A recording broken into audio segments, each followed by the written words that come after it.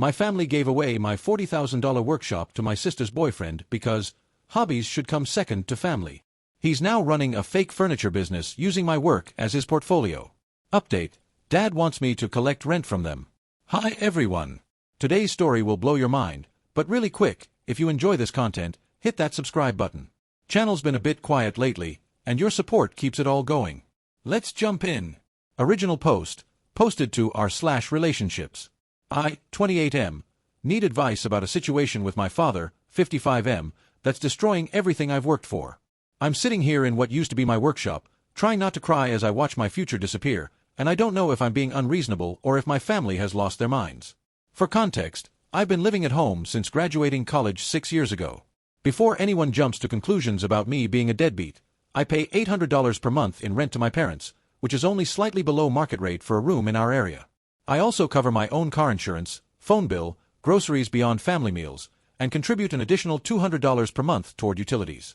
I've stayed here because housing prices in Seattle are absolutely insane, and my parents actively encouraged it. My mom has fibromyalgia and bad arthritis, so I help with heavy lifting, yard work, and driving her to appointments. Dad always said he preferred having me here because I'm handy and keep up with house maintenance he's getting too old for. 3 years ago, Dad and I worked out a deal. We have a detached 2-car garage that nobody was using. Mom parks in the driveway, Dad uses the carport, and I've always parked on the street. The garage had become a dumping ground for holiday decorations and boxes of stuff nobody wanted to sort through. I proposed converting it into a woodworking workshop, and Dad was thrilled. He's always been supportive of my woodworking, remembering how his own father was a carpenter who never got to pursue it professionally. I spent months planning the conversion. I insulated the walls and ceiling myself, learning from YouTube videos and making probably every mistake possible. I hired an electrician to upgrade from the single 15-amp circuit to proper 220V outlets for heavy machinery and multiple 20-amp circuits for tools. I installed LED shop lights, a heating and cooling system, built custom workbenches, a lumber storage system, dust collection piping throughout, air filtration, tool organization walls, everything needed for a professional workshop. The total investment was around $15,000 just for the conversion. My tools and equipment represent another $25,000 accumulated over 6 years. I know that sounds like a lot, but I bought everything used or on sale, restored vintage tools, waited for deals. My pride and joy is a 1952 Delta Uni saw I spent 3 months restoring to better than factory condition. That saw alone is worth $3,000 now, but I paid $400 and put in probably 200 hours of work. This isn't just a hobby. 2 years ago, I started taking commissions for custom furniture. It began with a coworker asking if I could build a dining table, then word spread. Now I have a steady stream of clients and clear about $2,000 per month after materials. I've been saving every penny, planning to go full-time within 2 years. I have a business name registered, an LLC formed, insurance, a website, regular clients, and a waiting list 3 months long. Last Tuesday changed everything. I came home from my day job as a mechanical engineer to find Dad's truck backed up to the garage with the doors wide open. Inside, my sister Emily, 24F, and her boyfriend Tyler, 26M, were measuring the space with Dad. My stomach dropped. "What's going on?" I asked, though I already knew something bad was happening. Dad turned to me with this big smile. "Perfect timing, James. We're just figuring out how to convert this into an apartment for Emily and Tyler. Isn't it exciting?" I felt like I'd been punched. "What about my workshop?" "Oh, you can move your tools to the shed," he said, gesturing toward the ancient 8x10 garden shed in the corner of the yard. "It'll be cozy." I looked at the shed, the one with a dirt floor, no electricity, gaps in the walls, and a roof that leaks. My table saw wouldn't even fit through the door. "Dad, that's impossible. My dust collector alone is hardwired into the wall. The table saw weighs 400 pounds. I have $20,000 of equipment in here." Emily finally spoke up. "James, don't be dramatic. It's just some tools. Tyler and I need a place to live. Just some tools." I couldn't believe what I was hearing. "This is my business. I have 8 active commissions worth over $8,000 that I need to complete." Tyler, who'd been silent until now, scoffed. "Business? Come on, man. It's a hobby. You play with wood on weekends." "I made $24,000 last year on top of my engineering salary," I shot back. "How much did you make at the vape shop?" That set him off. At least I'm trying to build a life with someone instead of hiding in Mommy and Daddy's garage playing with toys. Dad stepped between us. "That's enough. James, you're being selfish. Family comes first. Young couples need privacy to build their relationship. You're 28 years old. You should understand that hobbies take a back seat to family housing needs. It's not a hobby. I was practically shouting now. I have contracts, legal obligations, a business license. How is this different from telling someone to close their store because family needs the space? Mom appeared in the doorway. What's all the yelling about? Dad explained his plan while I stood there in shock. Mom nodded along like it made perfect sense. When he finished, she turned to me. James, honey, Emily deserves a chance to start her life with Tyler. You can do your woodworking somewhere else. Maybe rent a space. Where? Commercial workshop space costs $2,000 a month minimum. That would eat every penny of profit and then some. Well, Mom said in that tone that meant the discussion was over, you'll figure something out. You always do. I looked at Emily. How long have you been planning this? Why didn't anyone talk to me? She had the grace to look slightly ashamed. Just a few days. Tyler's parents said we need to move out by the end of the month, and rent is so expensive. You've been living there for free for 2 years. I exploded. You both work full-time. Where's all your money? Tyler stepped forward again. That's none of your business. Just because you have no life besides work doesn't mean we can't enjoy ourselves. I learned later they'd spent their savings on a trip to Cabo, a new car for Tyler, financed of course, and Emily's shopping addiction. But standing there in my workshop, surrounded by projects in various stages of completion, all I could think about was the dining set I needed to finish by next week, the cherry bookshelf that still needed its final coat of lacquer, the commissioned jewelry box made from a client's late father's desk that I'd promised to handle with extra care. I need at least a month to find alternative space and move everything, I said, trying to be reasonable. Dad shook his head. They need to be out by the end of the month. That gives you 2 weeks. 2 weeks. Do you have any idea what's involved in moving a complete workshop? Some of these tools need to be partially disassembled. The dust collection system is hard-piped. I'd need to hire movers, rent trucks. You're an engineer, Dad said dismissively. You'll figure it out. I spent that night lying awake, alternating between rage and despair. This workshop wasn't just about tools or money. After particularly stressful days at my engineering job, I'd come here and create something beautiful with my hands. The smell of fresh-cut cedar, the satisfaction of a perfect dovetail joint, the joy on a client's face when they saw their custom piece. This was my sanctuary, my creative outlet, my future. But more than that, it was supposed to be my partnership with Dad. He'd helped me carry in the first workbench. He'd been there when I restored the uni saw, passing me tools and sharing stories about his father. Just last month, he'd brought his coffee out here and watched me work, saying how proud he was that I'd inherited the family gift for craftsmanship. Now he was taking it all away for Emily, who'd never shown interest in anything I created until she needed something from me. Update 1, posted 2 weeks later. I want to thank everyone who responded to my original post. Your comments gave me strength during the hardest 2 weeks of my life. Unfortunately, things have gotten so much worse. Despite my protests, emails, and even a written letter explaining the financial impact, my parents moved forward with the conversion. They gave me exactly 1 week to clear out, even less than the 2 weeks originally stated. Dad said Tyler's parents had accelerated their timeline, so we needed to adapt. I took time off work and spent every waking hour trying to salvage what I could. I rented the largest storage unit available, 10 by 30, $280 per month, and a moving truck. Friends from the makerspace came to help. Without them, I'd never have managed. We disassembled what we could, but the reality was brutal. My beautiful workshop, carefully organized and optimized over 3 years, had to be crammed into a storage unit like a jigsaw puzzle. The worst part was what couldn't be moved. My dust collection system, which I'd spent weeks installing with careful calculations for airflow and efficiency, had to be abandoned. The lumber rack I'd built along one entire wall, gone. The specialized electrical work, worthless to me now. The ambient heating and cooling that kept wood stable year-round, irrelevant. Some tools simply couldn't make the transition. My 8-foot workbench, built from laminated maple and weighing nearly 500 pounds, wouldn't fit.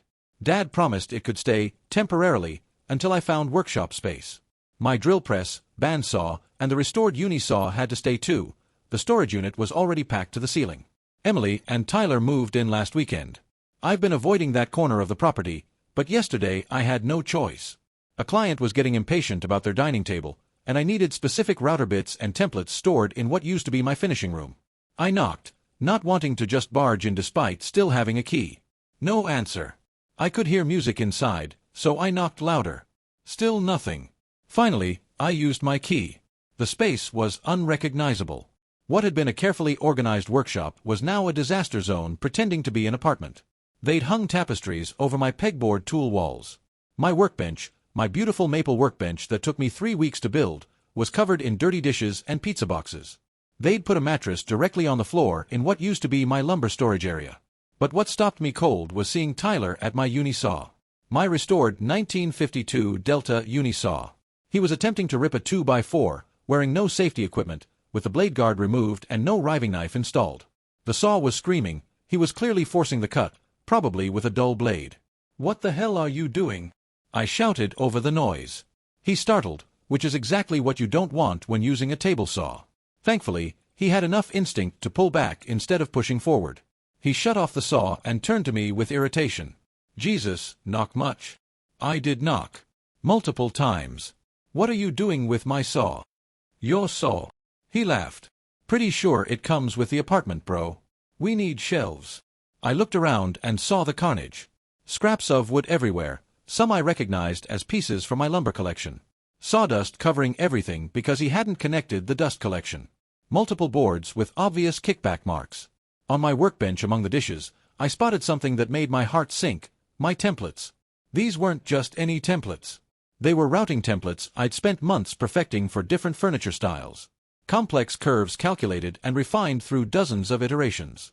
And there, sitting on top, was my in-progress cutting board, the one made from a complex end-grain pattern of walnut, cherry, and maple that represented probably 30 hours of careful work. It was ruined. Tyler had apparently decided to finish it. He'd slathered it in what looked like interior house paint on an end-grain cutting board meant for food contact. The careful pattern I'd spent days gluing and arranging was now covered in brushstrokes of mint green paint. "That's a $400 commission piece," I said, my voice deadly quiet. Tyler shrugged. "Looked like scrap wood to me. Besides, Emily wanted a decoration for the kitchen area." He gestured to where they'd hung it on the wall with a nail driven directly through the center.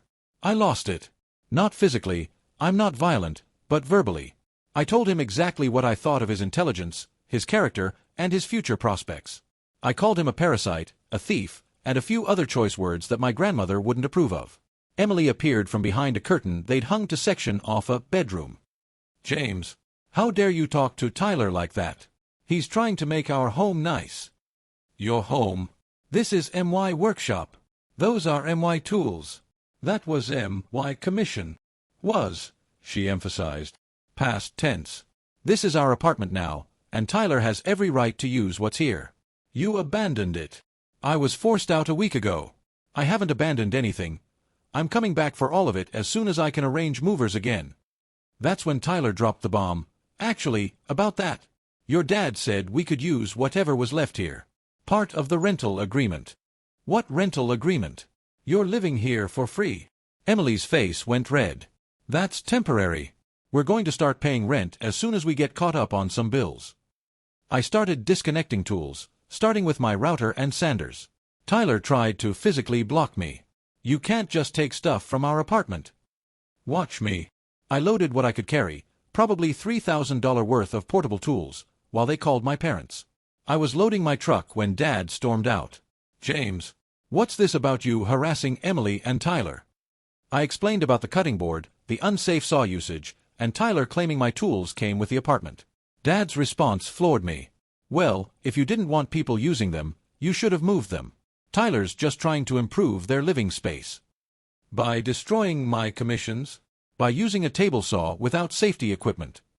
"I'll teach him proper safety," Dad said. "As for the cutting board, I'm sure you can make another one.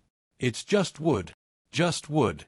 3 species of hardwood in a complex pattern representing 30 hours of precision work. And who's paying for my time? Who's explaining to my client why their order is ruined? I'm sure they'll understand if you explain the situation.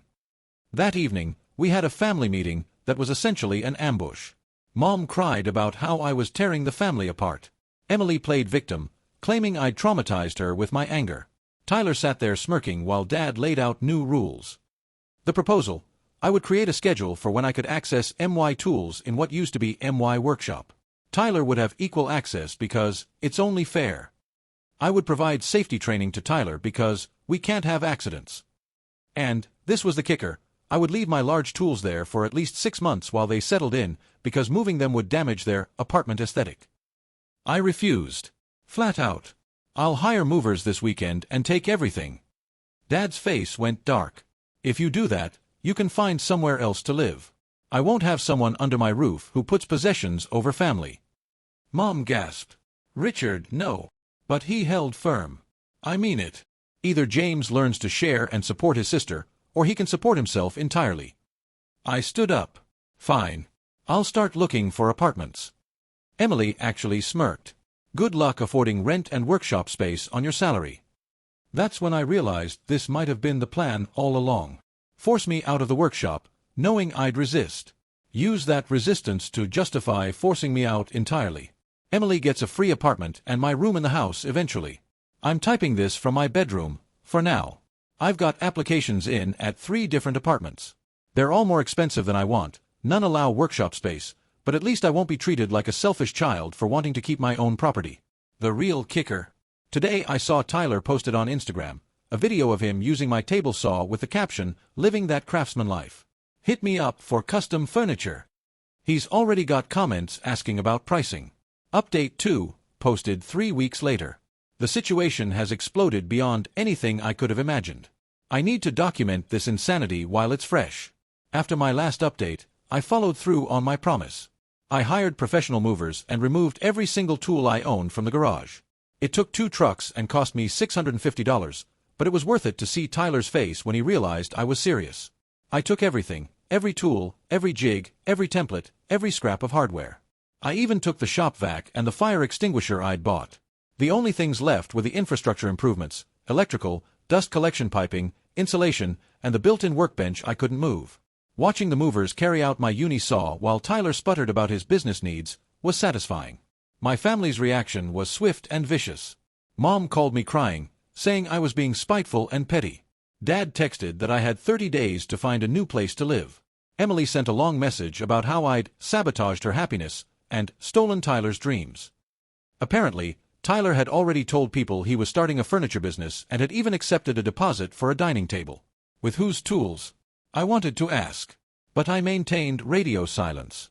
I found an apartment, a 1-bedroom in a converted industrial building. It's $1,400 per month, which hurts, but it has a basement storage area the landlord said I could use for light woodworking if I kept noise reasonable. It's not ideal, but it's mine.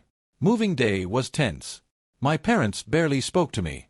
Emily made sure to be in the driveway with Tyler, both glaring as I loaded boxes. The only person who seemed sad was Mom, though she still maintained I was being stubborn. I thought that would be the end of it. I was wrong. A week into apartment life, I got a Facebook message from a woman named Sandra. She'd seen my business page and wanted to know about a dining table she'd ordered from my partner Tyler. She'd found my page because Tyler had used photos of my work on his Facebook marketplace listings. I called her immediately. The story she told made my blood boil. Tyler had presented himself as an experienced craftsman, showing photos of my work as his portfolio.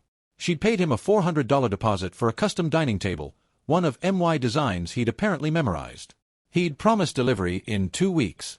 I explained the situation, showing her timestamps on my photos proving they were my work. She was horrified. But then she asked if I could fulfill the order instead. I agreed, both to help her and to spite Tyler. But it got worse. Sandra wasn't the only one. Over the next 3 days, I heard from 6 different people. Tyler had taken deposits totaling $2,100, all for furniture he had no ability to make. He'd used my photos, my business name variations, and even quoted my prices. But here's the kicker, he'd been taking deposits for rush orders, promising delivery in 2 to 3 weeks and charging extra for the quick turnaround. I was furious, but also oddly impressed by the sheer audacity. He had no tools, no skills, no materials, and no workspace suitable for furniture making, yet he'd convinced people to give him over $2,000. I documented everything, then sent it all to my family in a group text. This is what Tyler's doing with the workshop you gave him. He's committing fraud using my work. Dad's response? Maybe if you'd been more supportive, he wouldn't have had to resort to this. Resort to this? Resort to fraud? Emily called me immediately. How dare you try to sabotage Tyler's business? He's just trying to provide for us. By scamming people. By stealing my work. He's not stealing. He's inspired by your designs. And he would have figured out how to make the furniture if you hadn't selfishly taken all the tools. The circular logic was astounding. He committed fraud because he assumed he'd have access to tools that weren't his, and somehow that was my fault? I gave them an ultimatum. Either Tyler contacts every customer, returns their deposits, and stops using my work, or I'm filing a police report for fraud and identity theft. The next day, Tyler showed up at my apartment. The doorman called up, and against my better judgment, I let him in. He wasn't apologetic, he was angry. You're destroying my life, man. Those deposits were going to be our rent money.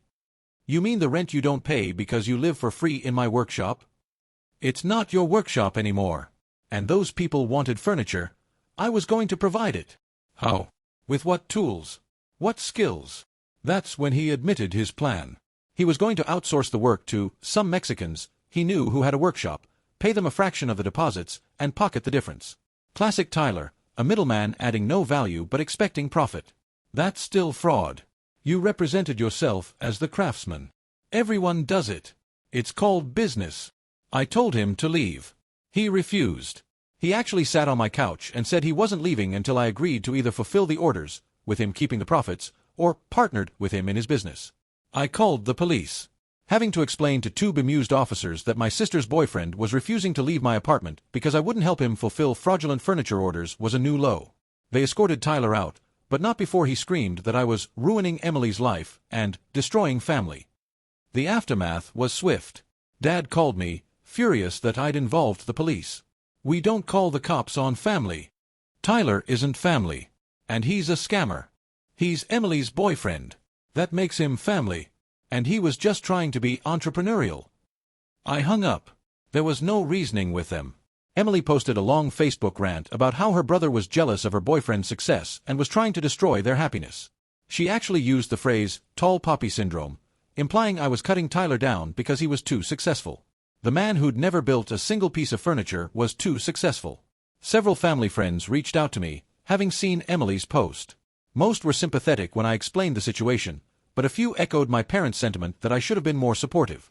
Meanwhile, I contacted all of Tyler's victims, offered to fulfill their orders at my standard rate, lower than what Tyler charged, and helped them file complaints with Facebook and local authorities. 2 decided to pursue charges. Last I heard, Tyler is trying to convince my parents to loan him money to make things right with his customers. Dad is considering it because Emily's reputation is at stake. I'm sitting in my small apartment, slowly setting up my tools in the basement, and wondering how my family became these people. Or maybe they were always like this, and I just never saw it until something I valued was at stake. Final update, posted 3 months later. I genuinely thought I was done with this saga, but this week's events were so absurd I had to share. Fair warning, this might sound like fiction, but I have screenshots. For the past 3 months, I've been living peacefully in my apartment.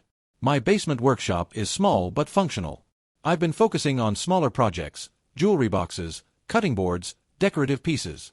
The noise limitations mean no large power tool use after 8 p.m., but I'm making it work. Business has actually improved since I moved out. Turns out, clients like the story of a craftsman so dedicated he chose his craft over family pressure. I've been completely no contact with my family except for forwarding mail. Emily blocked me on all social media after Tyler's fraud victims filed police reports. My parents send occasional texts trying to guilt me into reconciliation, which I ignore. Then, yesterday, Dad called from a number I didn't recognize. I answered thinking it was a client. James, so good to hear your voice, son. I almost hung up, but his fake cheerfulness made me curious. What do you want, Dad? Can't a father just call his son? How's the new place? How's business? After 15 minutes of small talk where he pretended the last 4 months hadn't happened, he finally got to the point. So, I've been thinking about the garage situation. Here it comes, I thought. You put a lot of money into that space. About $15,000 in improvements, right? Plus $25,000 in tools Tyler tried to steal, yes. He ignored that. Well, Emily and Tyler have been living there for 4 months now. I think it's time they started contributing. I stayed silent, curious where this was going. Here's what I'm thinking, and hear me out, you could be their landlord. I laughed. Actually burst out laughing. What? No, listen. You have equity in that space. All those improvements you made increased its value.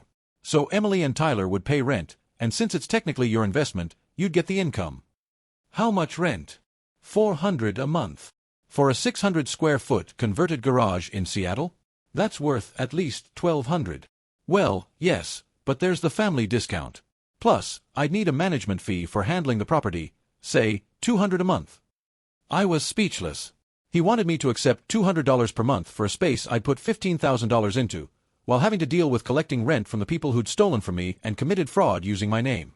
Why don't you just collect rent yourself? There was a pause. Well, Tyler has been resistant to the idea of paying rent. He says we promised them free housing. So you want me to be the bad guy? No. I want you to protect your investment. And this way, Emily won't blame me when rent comes up. It's a business arrangement with you, not a family thing. The mental gymnastics were Olympic level. I took a deep breath. Dad, let me make sure I understand.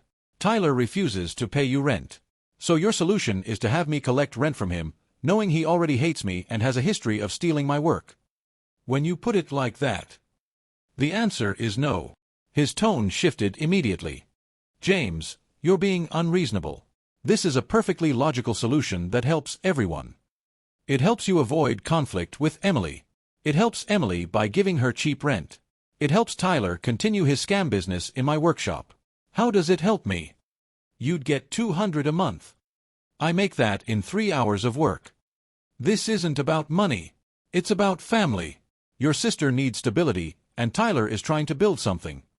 Tyler is a fraud who took deposits for furniture he can't make. Emily is enabling him. You're enabling both of them. I want nothing to do with any of it. You're going to regret this, James. Family is more important than pride. This isn't about pride. It's about self-respect and boundaries, and not enabling criminal behavior. He hung up on me. 20 minutes later, Mom texted, "Your father is just trying to help. Why must you be so difficult?" I didn't respond. But the story doesn't end there. This morning, I woke up to multiple Facebook notifications. Tyler had posted in several local woodworking groups, announcing the grand opening of his teaching studio. For $75 per person, he would teach Introduction to Fine Woodworking in a fully equipped professional workshop. The photos showed my former workspace, my workbench, my dust collection system, my electrical upgrades. The only tools visible were a few Harbor Freight specials he'd apparently bought, a rickety table saw, a handheld circular saw, and a drill. The kicker. In his bio, he described himself as a self-taught craftsman with 5 years of experience building custom furniture for discerning clients. 5 years. I started my woodworking journey 6 years ago. He's literally claiming my entire history as his own. I commented on each post, "This man has never built a single piece of furniture. He committed fraud using my work as his portfolio. Contact me for screenshots of police reports." Within an hour, the posts were deleted and I was blocked. But not before several people messaged me for details. Turns out, 3 had already signed up for his class and paid deposits. I forwarded everything to my lawyer friend who's been documenting Tyler's fraud. He says we might have enough for a cease and desist, possibly more. Then, around noon, I got a call from a number I didn't recognize. It was a potential client who'd found my website. "Hi, is this James from Custom Craft Furniture?" "Yes, how can I help you?" "Oh, thank God. I was worried I had the wrong number. I just left your workshop and your brother-in-law said you don't work there anymore." My blood ran cold. "You were at the workshop? The garage on Maple Street?" "Yes. Tyler showed me around, said he's taken over the business since you moved on to other things. He quoted me $8,000 for a bedroom set, said he learned everything from you before you retired." "I'm 28 years old. I didn't retire. That's not my workshop anymore, and Tyler has never built furniture in his life." The client was shocked. We talked for 30 minutes. Turns out Tyler had shown him my portfolio, claimed my work as his own, and was actively taking orders under a business name suspiciously similar to mine, Custom Crafted Furniture, instead of Custom Craft Furniture. This wasn't just fraud anymore. This was identity theft, business theft, and who knows what else. I called my lawyer friend. He said it's time to stop playing nice. So here's where we stand. I'm filing formal cease and desist orders. I'm pursuing identity theft charges. I'm contacting every woodworking group, makerspace, and furniture store in the area to warn them. I'm also considering a civil suit for damages to my business reputation. My family thinks I'm overreacting. Emily texted from a friend's phone saying I'm trying to destroy her life over petty jealousy. Dad sent an email about how real men support their family even when they make mistakes. Mom just sends crying emojis. But here's what they don't understand. This isn't about family anymore. This is about my livelihood, my reputation, and my future. Tyler isn't making mistakes. He's making calculated decisions to profit off my work while having zero skills or investment of his own. The workshop I built with love is now a stage for a con artist. The family I thought I had revealed themselves as enablers who see my success as something to be redistributed to those who refuse to work for their own. But you know what? I'm thriving. My small basement workshop has produced some of my best work. My clients are loyal and supportive. I'm teaching real woodworking classes at a local makerspace where students actually learn skills instead of being scammed. And Tyler? Last week, code enforcement showed up at the garage. Turns out, converting a garage to a dwelling without permits is illegal. So is running a commercial business in a residential area without a license. Someone made an anonymous report with very specific details about the illegal conversion and business operation. I have no idea who would do such a thing. The garage apartment has 30 days to be returned to its original state or my parents face massive fines. Tyler's teaching studio is shut down. His furniture business is facing fraud charges. And my parents are finally starting to realize that actions have consequences. Dad called yesterday, voice defeated, asking if I knew any contractors who could help convert the garage back. I gave him a few names, all of whom will charge exactly what the work is worth, no family discount. You did this, didn't you? He asked. Did what? Follow building codes? Run a legitimate business? Pay my bills? You'll have to be more specific. He hung up. I don't know what will happen with my family relationships. Maybe they're permanently broken. Maybe one day they'll understand that enabling Tyler wasn't helping Emily. It was hurting her by letting her attach herself to someone who thinks success comes from taking rather than creating. But I know this. I saved myself. I saved my business. I saved my future. My workshop may be smaller now, but it's mine. My family may be gone, but my integrity remains. And despite everything, I still love the smell of fresh-cut cedar, the satisfaction of a perfect dovetail, and the joy on a client's face when they receive something I created with my own hands. Tyler can pretend to be me all he wants. But at the end of the day, when someone needs something built, they come to the real craftsman. The one who chose his craft over comfort, his business over bullies, and his future over family manipulation. My name is James. I'm a woodworker. And I build beautiful things in a basement workshop that no one can take away from me. To everyone who followed this journey, thank you. Your support kept me sane when my family tried to make me think I was the crazy one. Sometimes the family you choose, even if it's just strangers on the internet who understand right from wrong, is better than the family you're born into. Now if you'll excuse me, I have a dining table to finish. A real one. Built with my hands, in my shop, for a client who pays fair prices for honest work. That's more than my family ever offered.